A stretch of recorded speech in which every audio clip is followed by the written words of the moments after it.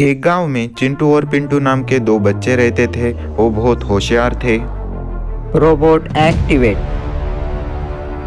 Yes, sir. Alpha 1 is reporting. Yes, आखिरकार हम लोग कामयाब हो ही गए। सर, अल्फा 2 भी तैयार हूँ। पिंटू, आखिरकार हम लोग इसमें कामयाब ही हो गए। हाँ चिंटू, हाँ। चिंटू पिंटू उन रोबोट का इस्तेमाल करके कई चोरों को पकड़ लेते हैं और गांव वालों की मदद करते हैं। आपके बच्चे ने तो कितना अच्छा काम किया है इन चोरों को पकड़ के।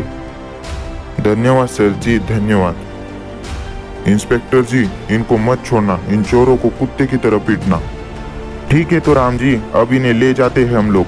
वो इंस्पेक्टर उन चोरों को लेकर वहां से निकल जाता है।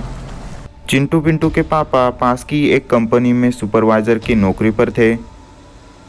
आज का कंपनी का सारा काम हो चुका है, अब तुम लोग घर चले जाओ। मैं बड़े साहब से मिलकर आता हूँ।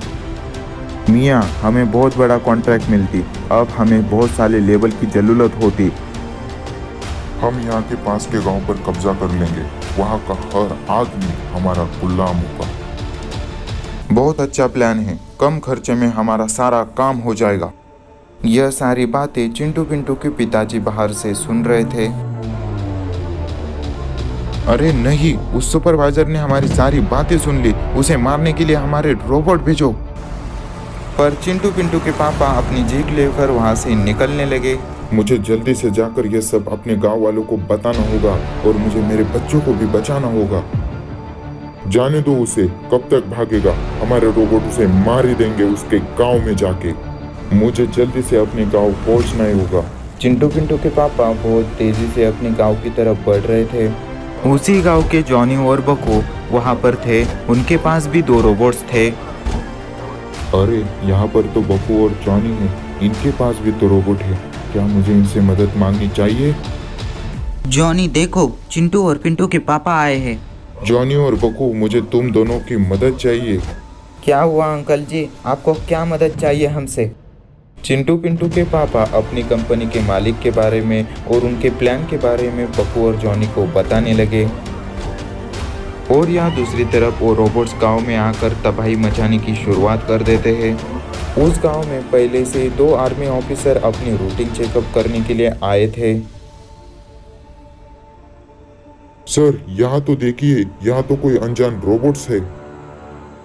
आर्मी वालों, तुम लोग होगे हमारा पहला शिकार। अल्फा जिगर, इन रोबोट्स के बारे में हमें बेस पर रिपोर्ट करना होगा। पर तब तक वो रोबोट उन पर हमला करके उन्हें मार देता है। चिंटू और पिंटू अपने रोबोट लेकर वहां पर आ जाते हैं। चिंटू, ये रोबोट हमारे गांव में कैसे आ गए? लगता है वो रोबोट हमारे गांव को बर्बाद करने के लिए आए। रोबोट उन पे अटैक करो। और यहाँ पर उन सभी में एक घमासान युद्ध की शुरुआत हो गई। सभी रोबोट अपनी पूरी ताकत लगाकर एक दूसरे को मारने लगे। कौन किस पे भारी पड़ रहा था कुछ भी समझ नहीं आ रहा था। चिंटू के रोबोट अपनी पूरी ताकत लगाकर उन रोबोट्स को हराने की कोशिश कर रहे थे, पर उस कंपनी वालों के रोबोट बहुत ही ताकतवर थे, वो उन्हें हरा देते हैं। तुम लोगों की तलाश थी हम लोगों को। तुम्हारे पापा कहाँ है? कहाँ छुप कर बैठा है वो?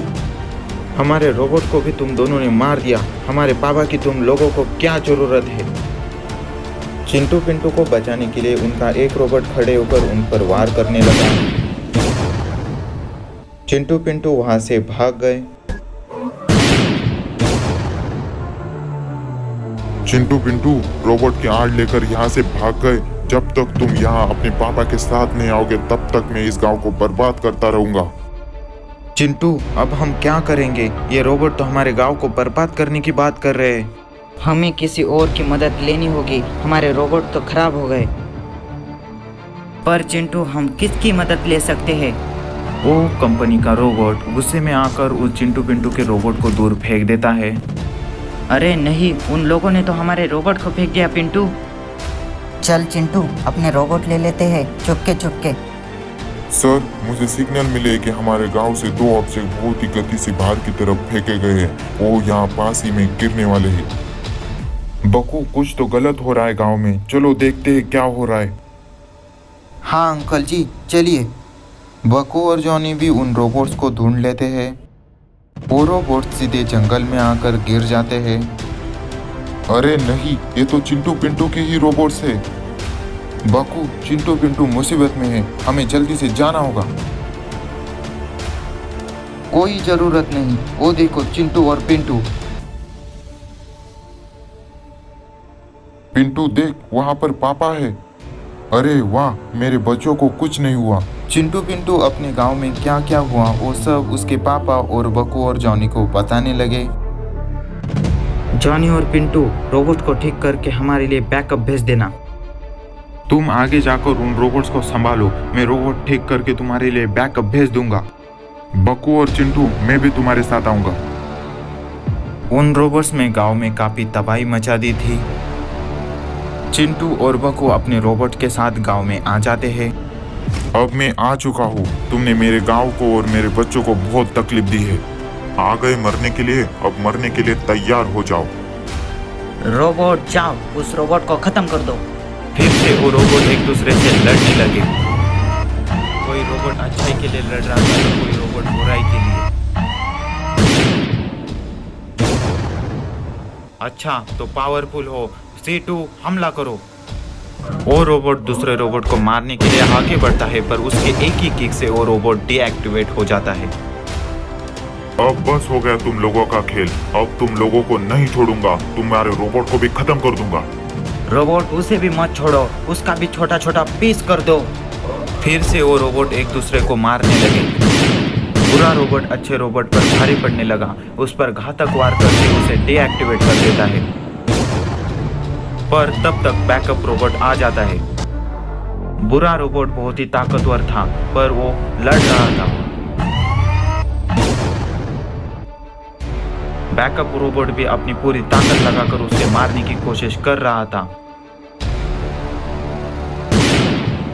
बुरा रोबोट भी काफी हद तक डैमेज हो चुका था, पर आखिर में बुरा रोबोट अच्छे वाले रोबोट को हरा ही देता है। पर तब तक चिंटू का भी रोबोट वहां पर पहुंच जाता है।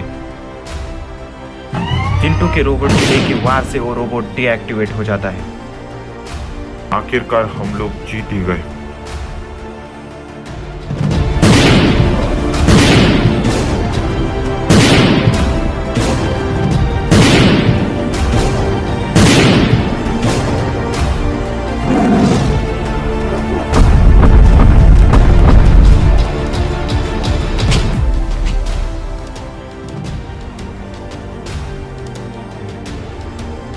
वो महाशक्ति आ रही है तुम दोनों को हासिल करने के लिए। अगर तुम दोनों उस महाशक्ति के हाथ में लग गए तो यह ब्रह्मांड तबाह हो जाएगा। आप चिंता मत कीजिए, जब तक हमें सच्चाई के प्रतीक ना मिल जाए हम ऐसी जगह पर छुप जाएंगे जहाँ कोई परिंदा भी पर ना मार पाए।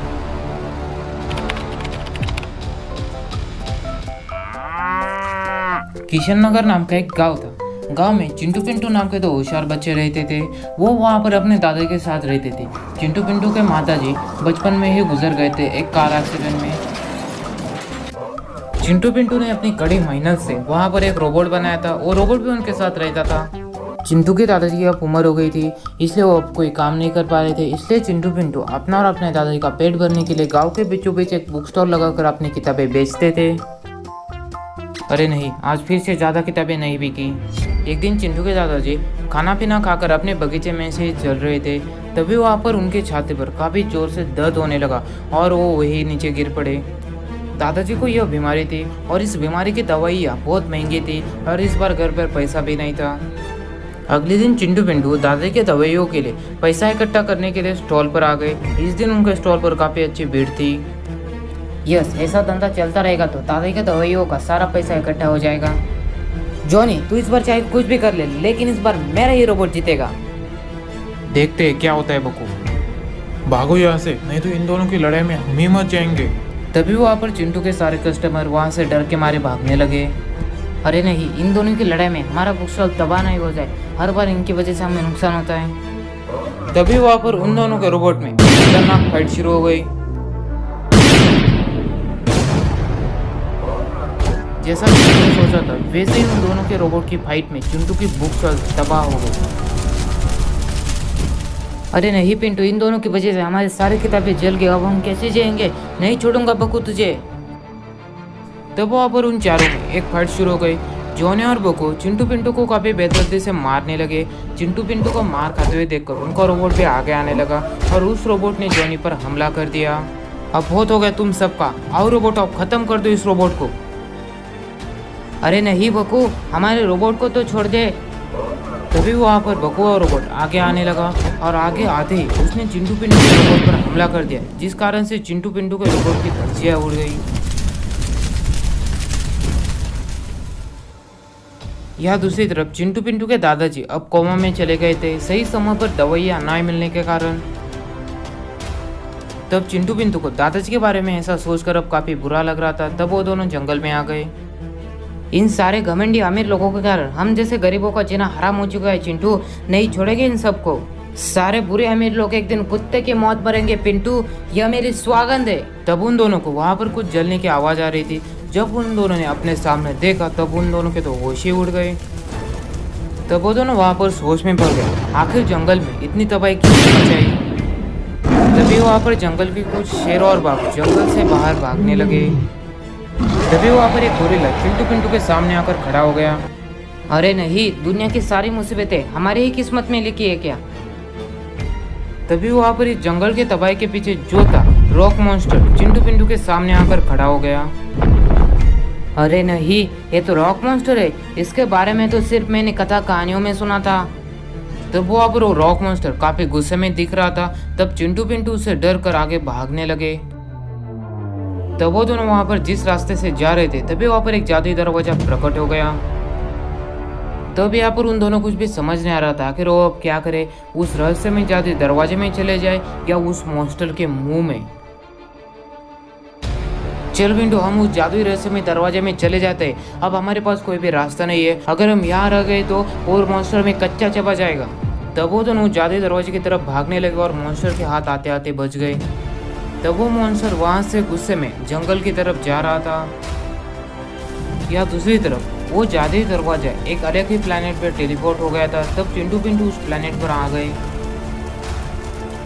अब चिंटू पिंटू को कुछ भी समझ नहीं रहा था आखिर अब वो किस प्लेनेट पर आ गए थे। वो दोनों जहाँ अपनी नजर घुमा रहे थे वहाँ सारी तरफ मॉन्स्टर ही थे। अरे यार पिंटू, अच्छा रहता हम वही रहते। वहाँ एक था या 100 पड़े हैं। तभी वहाँ पर अच्छे देवताओं की रक्षा करने वाला एक गोरिल्ला और देवताओं की शक्ति छीनने के लिए आई हुई चुड़ैल में एक खतरनाक लड़ाई हो रही थी। लगता है वो चुड़ैल ने यहाँ के सारे देवताओं को मार दिया है।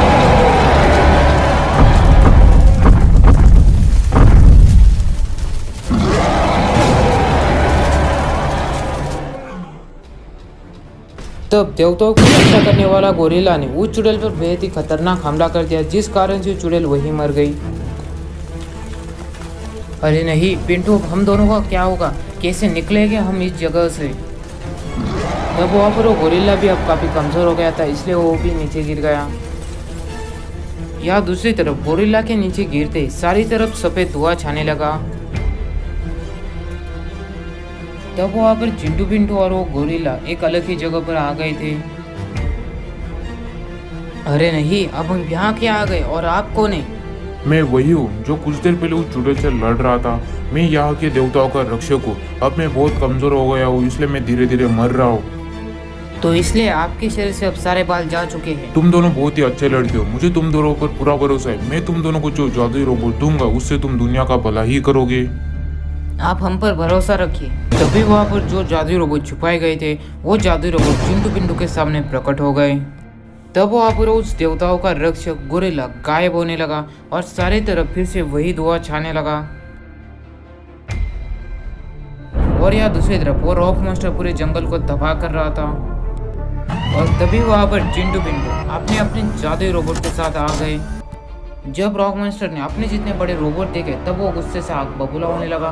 तब चिंटू के रोबोट ने उस पर हमला कर दिया।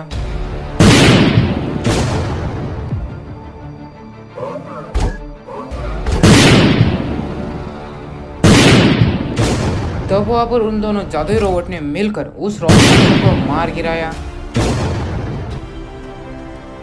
अब नहीं छोड़ूंगा जॉनी और बकू तुम दोनों को, मैं आ रहा हूँ।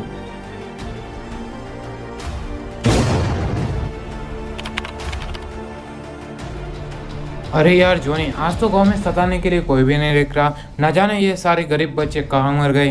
तभी वहाँ पर चिंटू पिंटू अपने जादुई रोबोट के साथ आ गए। अबे साले बकू, उस दिन तेरी वजह से मेरी सारी किताबें जल गई थी, अब नहीं छोड़ूंगा तुझे। चिंटू, अपने फटीचर रोबोट लेकर आग से मत खेल तू। देखते आखिर में क्या होता है बकू, कौन जीतता है। हर बार मैं तुझे छोड़ देता था, लेकिन इस बार मैं तुझे नहीं छोड़ूंगा, मेरे दादाजी की कसम। आखिर में बहुत पछताएगा चिंटू तू। तब वहाँ पर उन चारों रोबोट के बीच में एक खतरनाक फाइट शुरू हो गई। चारों रोबोट एक दूसरे को काफी बेदर्दी से मारने लगे।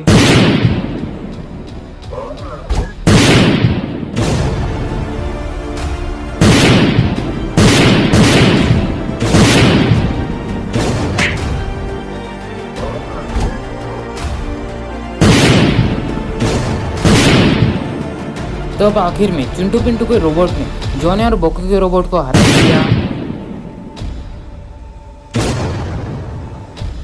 अब तुम दोनों काम से गए जॉनी और बकू।